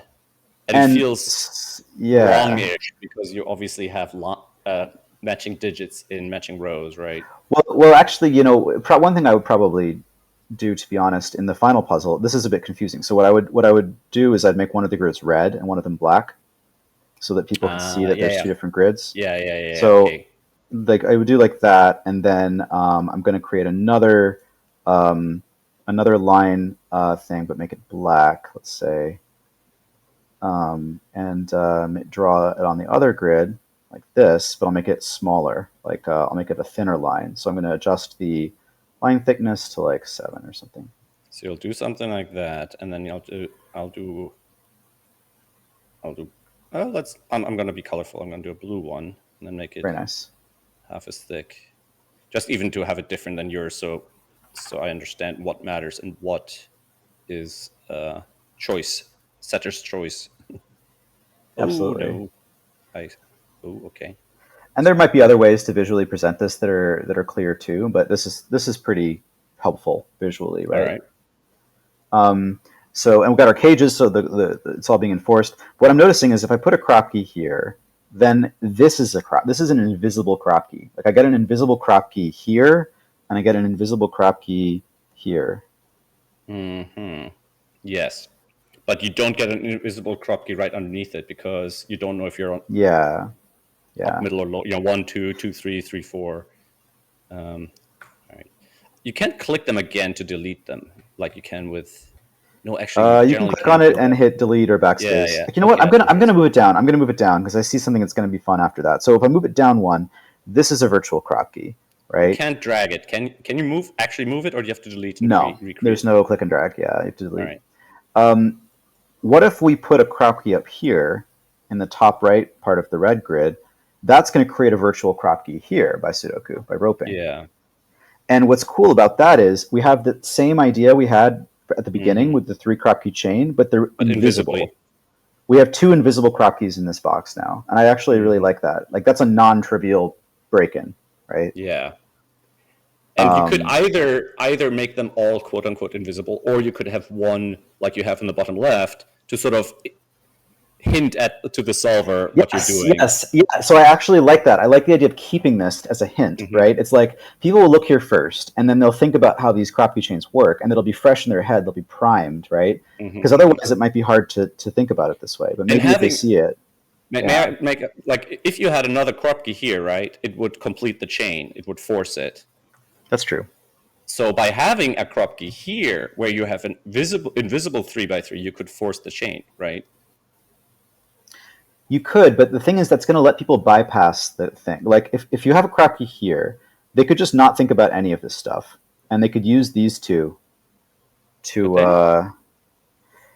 because well, it's still sort of an invisible crop key, but this crop key would go here, and this crop key would just be here, and they'd sort of maybe it's all right. Actually, I'm warming to it. I'm warming to it. Let's try it. You're right. It might make it too trivial, but it definitely would make it trivial after you've made that invisible deduction, right? The solver doesn't see it. Yeah, it's funny. The logical solver doesn't see it. Of course, if we use the Find All Solutions button, it will find it, right? But I actually like that. The fact that the logical solver does not see it means that there isn't like a naked single or a hidden or a pair version of getting this. You actually have to think a little bit more creatively, which is what I'm going for. I'm curious that the brute force solver didn't find it. Isn't this already forced? It did. No, but isn't it completely forced now? As high or low, you mean? The chain can go in either direction, right? That's right. Yeah, So white crop keys are never going to finish our puzzle. yeah, you're right. But something that we could do is we could put like I've got a summation arrows in my head. So now I'm thinking about summation arrows. If this were on an arrow, Because then it you would can have to order be a them, right, from 1. high to low. Yeah. Like a diagonal arrow, then sum a 1 and a 3 to a 4. This is kind of, yeah. Where were you thinking? I was thinking maybe something like this, but as long as this is on an arrow, yeah, we know it's a 1 or a 4, so we collapse a lot of things. Well, what I had in mind, which I don't think is a good thing, but like because you don't know if the 4 is here or the 4 is here, but by doing this, you force the 4 to be here, right? And now this must be the 4, and then we have 4, 3, 2, 1, right? And it'll resolve. But I don't want to put any more clues in this box because there's a lot of invisible clues, and if there's visible clues, people will use those instead, right? So I want to leave it clean, and then people can get stuff from the invisible clues. So your goal is to stop the solver from using clues. Well, yeah, because I want them to do the cool thing, and if I put easy things, they're going to do the easy things and not the cool things, and I want them to find the cool things. What other ways of disambiguating crop keys are there? We could use black crop keys. That's pretty classic, right? Because there's not a high-low symmetry with black crop keys. There's a 1-4 symmetry. So if we only used black crop keys, we'd be screwed because 1s and 4s can be swapped. Mm-hmm. But if we use black and white, then we're fine. Yeah, I think it would be more elegant to use a black crop key instead of an arrow. Yeah, I agree. So let's what if we put one there? It'll push the 3s out basically. It's going to do a lot. It's going to get us the order of these thermos basically, yeah. And almost solves already. This is an interesting trick. So if we put this is a bit. Does it do enough? Or could you do it with... I'm worried about how to resolve this. Yeah. Can you resolve it with just one crop key? With one black... The whole puzzle? No. But we could do like... If there's a white crop key... Okay, this is kind of... Oh, that's going to create a deadly pattern no matter what. Yeah, this is why I'm worried about just using crop keys, because crop keys always go horizontally or vertically, never diagonally. And that means we're going to get a lot of like deadly patterns. Like let's say I put a... But you can use the black ones to push the 3s off, right? Like to get rid of 3s. But then you have the 1-4s, right? The other thing I'm worried about is if we put a bunch of black crop keys, that's going to be the break-in. That's going to replace our break-in from earlier. That's true as well. Right? Okay.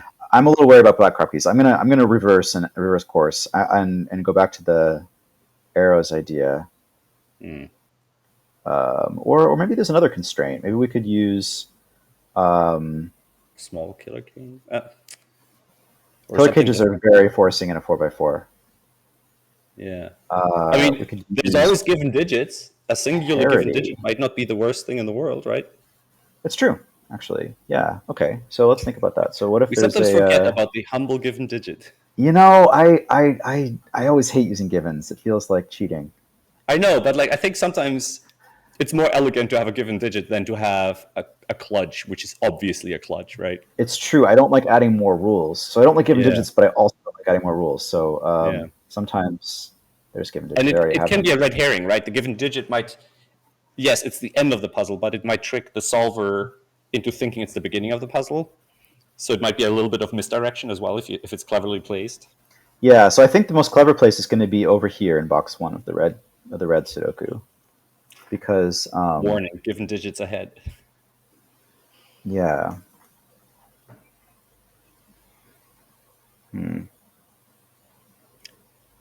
I feel like the time is flying by. It seems almost as if learning how to set puzzles is a task that takes more than 2 hours. I just thought something. Yeah, right. I'm going to try. Okay, I just thought something. So if we instead do this, that creates the pattern here. Now we're in the critical box that has more things pointing at it, and it's easier to limit, right? Yeah, I'm thinking we point a lot of stuff. So, okay, so if we do the logical solver here, this is like now a thermo in one direction, just like this one, and it's more symmetrical too. This is like a nice, pretty symmetry along this diagonal. And now we get this as a 1 or 4, and I'm thinking we can put some kind of line clue to make this either 1 or 4. Oh, okay. I know you said arrows are boring, but let's go back to arrows, because that makes this a 1, right? And that makes this How does it a make up? 2, 2, 3, 4 in some order. Oh, because it's a 1, 4, and then it selects it down to a 1. Yeah, now this becomes the 2, 3, 4. This is not a 3. Certainly not a 4. That's a 1 or It a 2. resolves That's the bottom 2 or left box 3. completely. Wait, hold on. This just resolves everything. This is beautiful. Oh my god. Eureka. All right, this is excellent. I bet we can get one more clue to resolve this whole thing. Or we can just expand the arrow. No. I actually like that this is 2, 1, 1, because a lot of times the bulb is forced to be very high. Yeah. And So these are forced to be low. This is like, nope, the bulb is as low as it absolutely possibly can be, which is really counterintuitive. Can we do it symmetric and have the symmetry broken by the Kropke, the invisible Kropke thingy?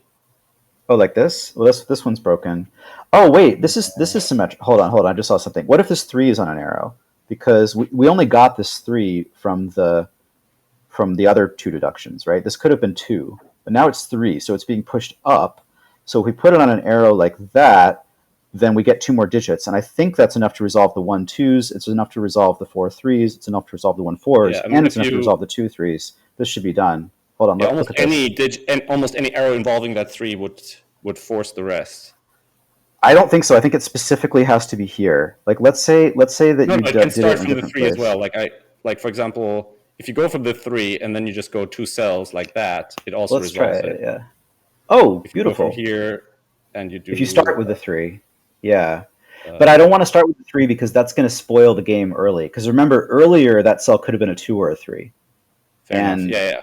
And, but I like it coming down, because even looking at the starting grid, beautiful. They look like they don't interact very much except by pushing the 4s into the corners, right? Which is kind of their job, really. Yeah. Okay. What I want to check now is, did we ruin our break-in? So I'm gonna empty the grid and just solve it like a person without thinking about the clever things. I'm gonna pretend that I don't see cool stuff and I only see boring stuff, and see if I can solve the puzzle. So then this is 2, 3, or 4. This is 1, 2, 3. This is 1, 2, 3. This is 1, 2, 3. 1, 2, 3. This is 2, 3, 4. There's a 4 in one of these. These arrows are worthless, which is exactly what I was hoping for. I want these to feel worthless at the beginning of the puzzle. Yeah. Because they're supposed to come in later. Into these. That's good. That's very good, right? Because even these can still be 2 2s, adding up to a 4, right? Precisely. Yeah. Yeah, you don't even need a 1 on them. Yeah. Yeah.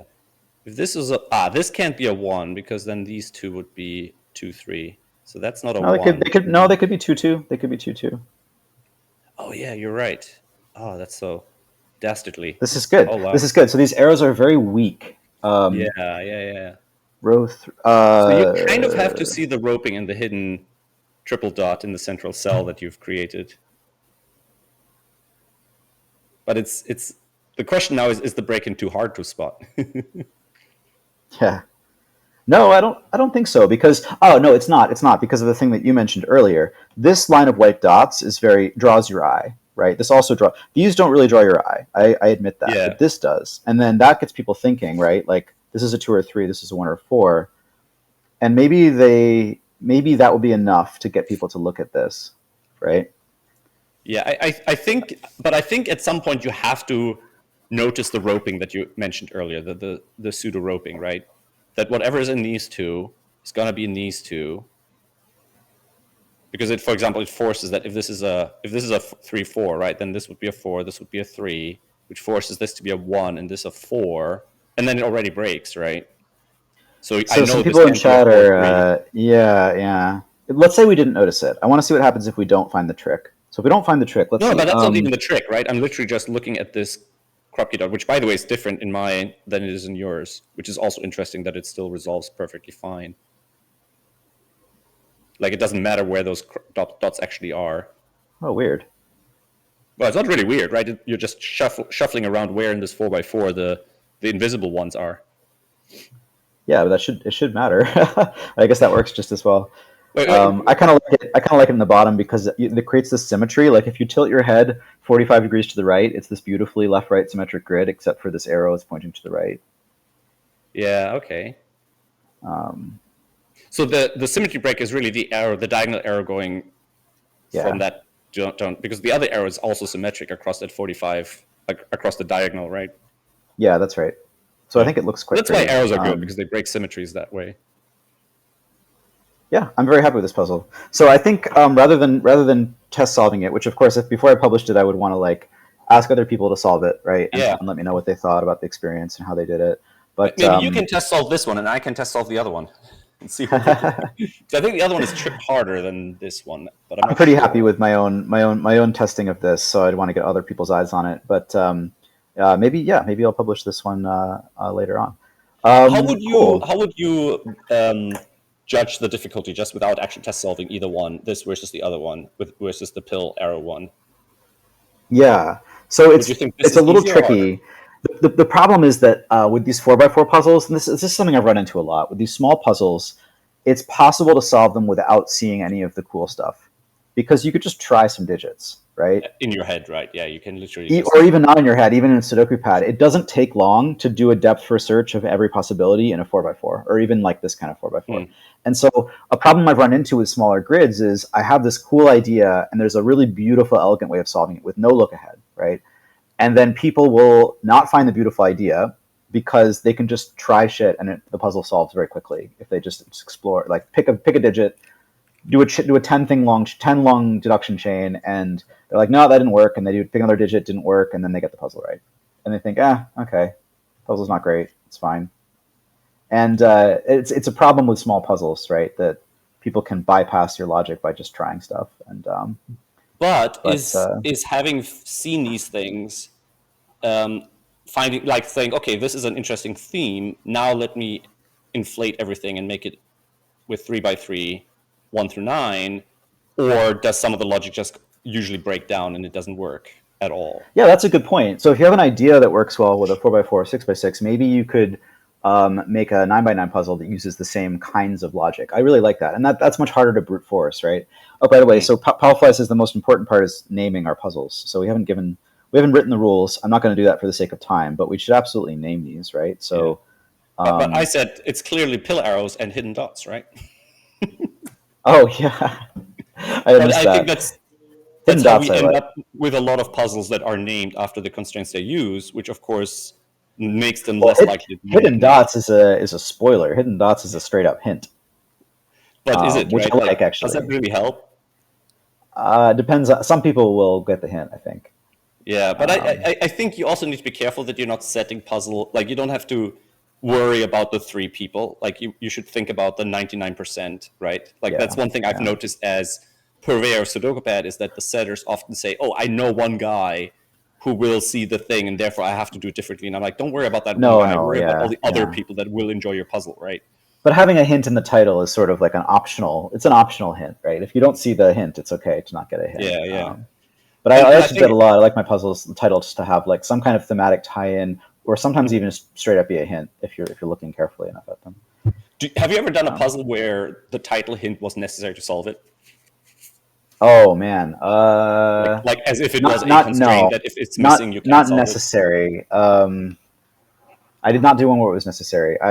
Clover famously did, but I think she changed the rules text later after people. Now I have a mean idea where you literally design a puzzle with a given, then you remove the given and you put it in the title and you say, row 3, column 5 is a 2. So you have a lot of very angry people were complaining about their puzzle being broken because people don't consider the titles to be rules. But anyway, I'm super happy with this. We've got 20 minutes, which is the time we allotted for Q&A and discussion and stuff. I've barely been looking at chat. I apologize for that. But maybe now, like any kind of conversation items we didn't get to, we can talk about. We can take questions from chat. Yeah. I think we can skip the cross-solving part since we didn't cross-design. I mean, this is not a new revelation to me, but I guess with setting, it's practice makes perfect, right? And it's not just practice; it's also just and that is practice, but familiarity, like right, just doing it over and over. And it's kind of like photography, right? You want to take 100 shots and then pick the best one, rather than set up and spend a lot of time trying to make one shot perfect. So with these puzzles, like if you like this concept, let's say this overlapping two 4x4s, probably if you were setting it for a serious purpose, like publishing it or doing a video about it, you'd probably want to do this and now start over and set it again and start over and set it again 10 times and then pick the best of those 10 sort of thing. Yeah, and what I like about these small grids is you can do that, right? Mm. Like in a few hours, you could set like 5 of these and iterate. The other thing you could do is if you find that you really like what you made, you could make like a pack. So to be honest, with these small puzzles, posting things to Logic Masters, for example, people don't always respond well to like a very small, very easy puzzle. So sometimes I'll make like a pack that explores the idea in 3 grids or 4 different puzzles. And but it also highlights the need for a different publishing audience and target audience than Logic Masters, right? Because that's a very type of solver. And you don't only want to test, especially easy and gas puzzles, you don't only have very high level solvers test your puzzles for you, right? It's true. That community is skewed towards very, very talented solvers, and folks that are beginners, like, it's true. There's a need there. I'm looking at chat a little bit. So like on the topic of titles, Skojo says that if you have set theory in your puzzle, you're required by law to include set in your title somehow. I've definitely done that before. That's kind of a hint, right? The title should be upsetting puzzle. Yeah, well, okay, I mean, this is a spoiler, but I have a puzzle called Inset and another puzzle called Outset, and there's a reason for that. But that's too obvious. You need to have a word that has the letters SET in it, but that don't use set, right? Like upsetting. Oh, not in that order. Upsetting, yeah. No, in that order, but like not the word set, like not upset, inset, you know. Right. Like, I can't think of an example. Dictionary search, we'll find something. Yeah, fuse something. Yeah, right. The other thing I wanted to mention, because this was a feature of the last SudokuCon, where my girlfriend was present, who has solved very, very few puzzles.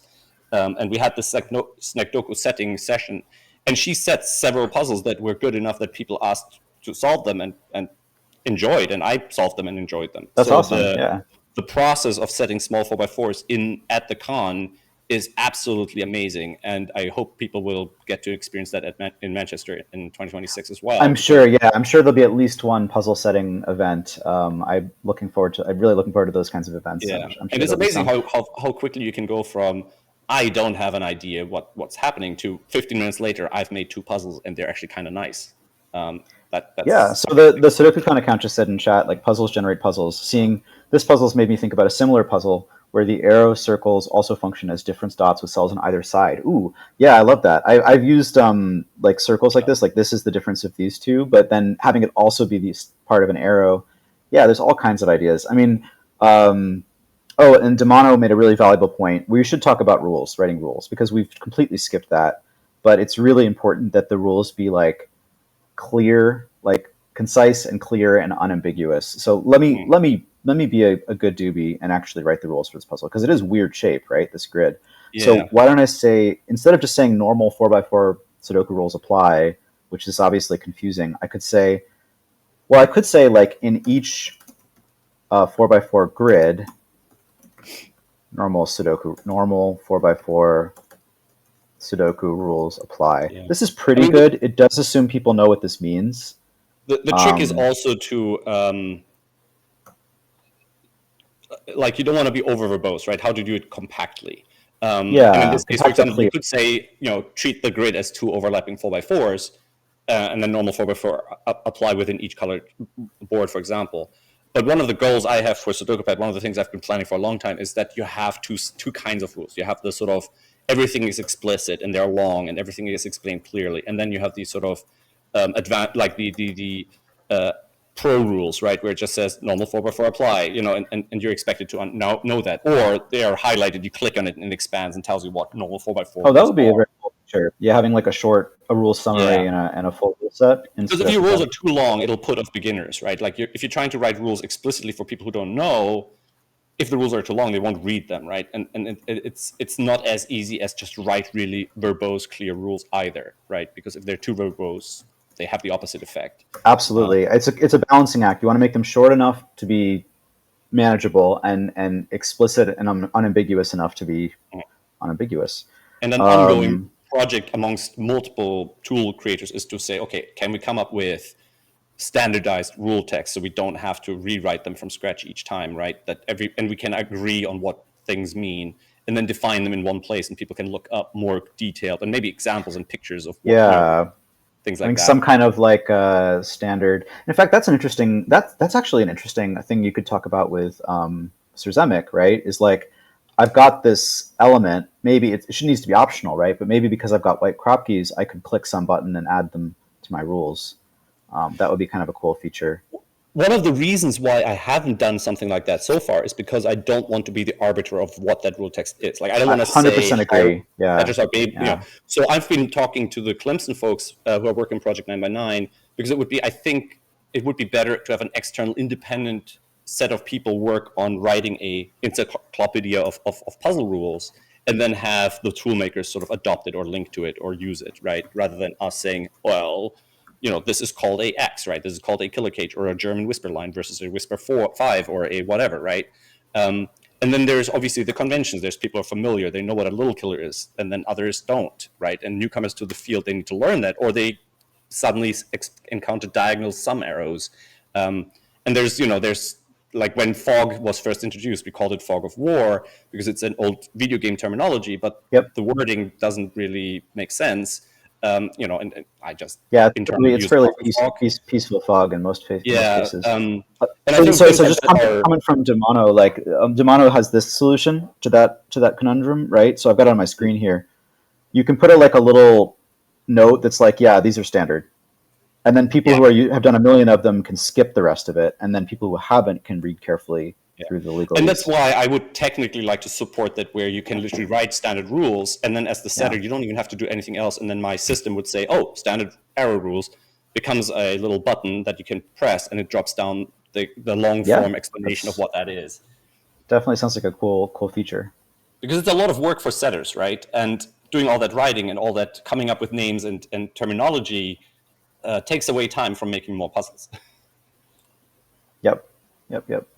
Yeah. At the same time, it's nice to be able to customize these, right? So sometimes you want something that is a cage, but it's not a killer cage, right? And so you want to make it really clear in the instructions. In fact, you also want to make it clear visually. I should point this out. Like if I were to make a puzzle that had cages that were not killer cages, like they just did something else, Mm-hmm. I'd probably make them like purple or something, right? Yeah. Because if they look the same, if it looks like a duck and it quacks like a duck, people will assume it's a duck, even if your rules Yeah. say it's not a duck.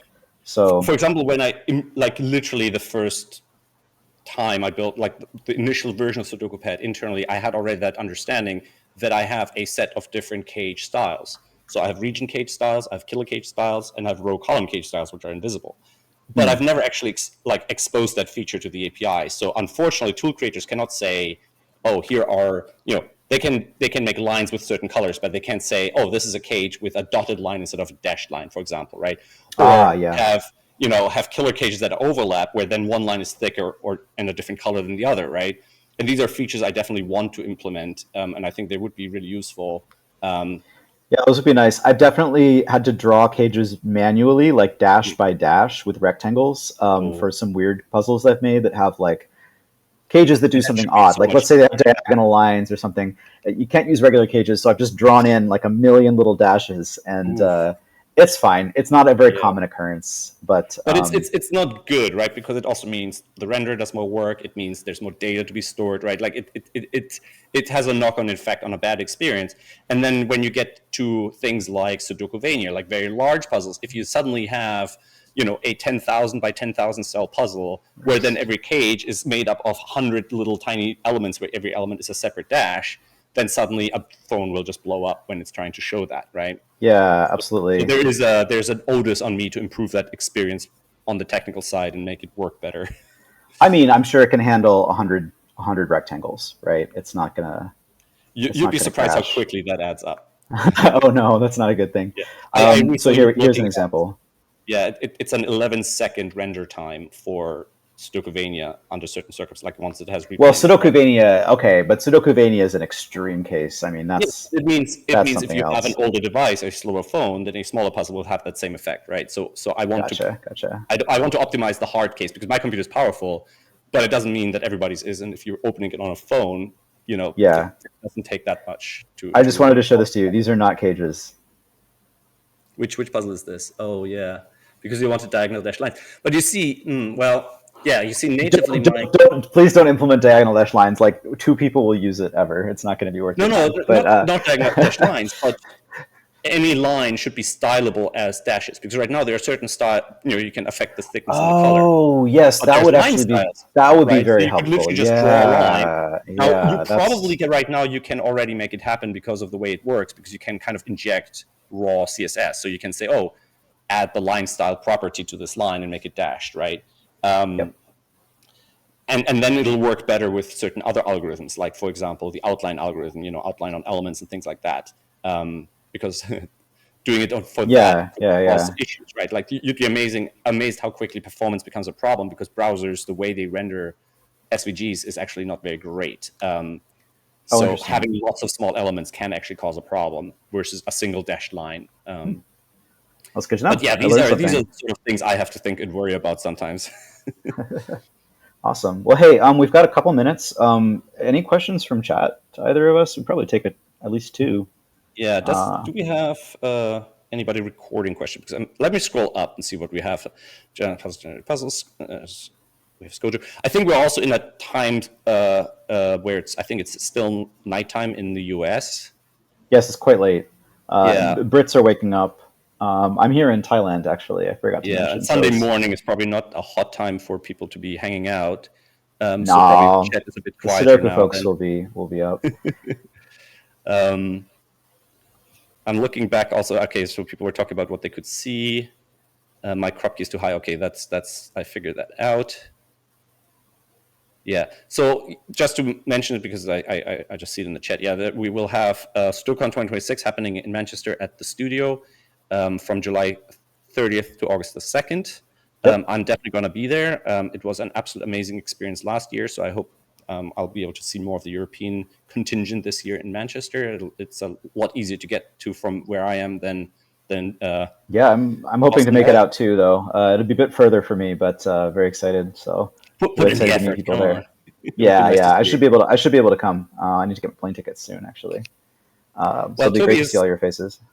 Toby's here right over, because somebody's asking where Toby is. He's right over my shoulder. He was out for his walk before when I was setting, and I think he's probably hanging out in another room at the moment because whenever I try to pick him up for the camera, he gets worried about all the cables that I'm attached to, and that scares him, and he doesn't like cables.